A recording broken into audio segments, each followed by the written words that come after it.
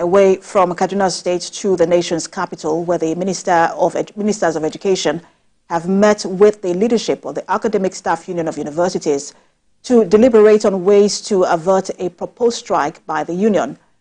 The meeting, which held behind closed doors, ended less than an hour ago. Minister of Education Tahir Mamman mentioned that the meeting would provide an opportunity for both parties to deliberate on issues also affecting the university system. The Academic Staff Union earlier wrote to the ministry on a number of issues and concerns affecting the universities and the union. And TVC News reporter Helen Osamide-Ekins is monitoring this development. She joins us on the news at 7. Helen, what more can you tell us? We understand that the 2009 agreement was also one of the issues raised. It's one of the issues raised. You can remember that sometimes last month, the Academic Staff Union of Universities had threatened to embark on strike if the federal government do not meet their demands.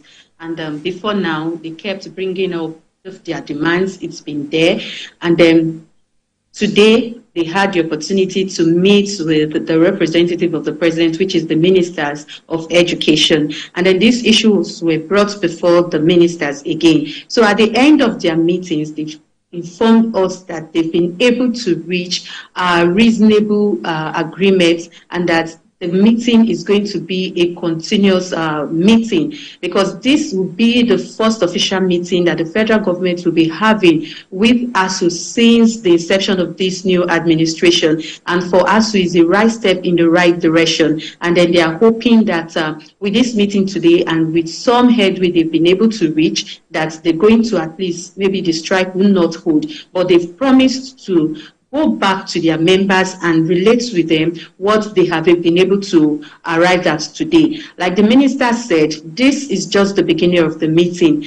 Some issues that were raised by ASUU are some issues that are strange to them, because these whole issues are inherited. Most of them are inherited from previous administration. So they have to go back to the drawing board. They've set up some committees to look into some of the issues, of which they still need to get more information from sister ministries to ensure that this whole issue of strike today, strike tomorrow, it becomes a thing of the past. But this is just the beginning of it. Yes, like you said, the 2009 agreement was part of it. Not just that, the issue of IPPIS, before now, ASUU had said they are done, they don't want to be paid their salary anymore through IPPIS, that they should use the IP system. But they've been promised several times that they should bring in their own payment system, which they have done. But till now, they still end up receiving their salary through IPPIs, which they have rejected several times. So they're trying to look into it. It's not something that we are expecting to get the federal government decision like immediately. But with this decision that they've been called to the table by the federal government is the right step according to them, and they are hoping that these whole issues will be resolved. And also the issue of the university autonomy, the 3-month salary arrears, which they were being owed in 2002 when they embarked on 2022, when they embarked on 8-month strike. They were paid, the former administration used the method of no work, no pay. But this administration came and paid them 5-month salary. So they are still demanding that the remaining 3-month salary is being paid to them. So it's part of their demands, like 10-point demands that they are really asking for. But for them to ask, they are really happy that it's a right step. If I may come in, because we remember that brouhaha over the IPs and the UTAS payment platform. But I also wanted to get more information. Do we have details? Because you mentioned that they have reached a reasonable agreement. Do we have details of that agreement?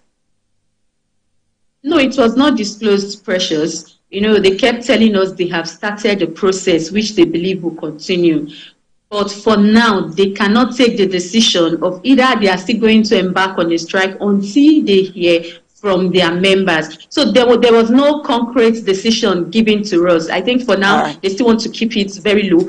Maybe at the end of the whole meeting, since they said it's a continuous process, we know very soon we'll get to know the outcome. But for now, it's been on a low key.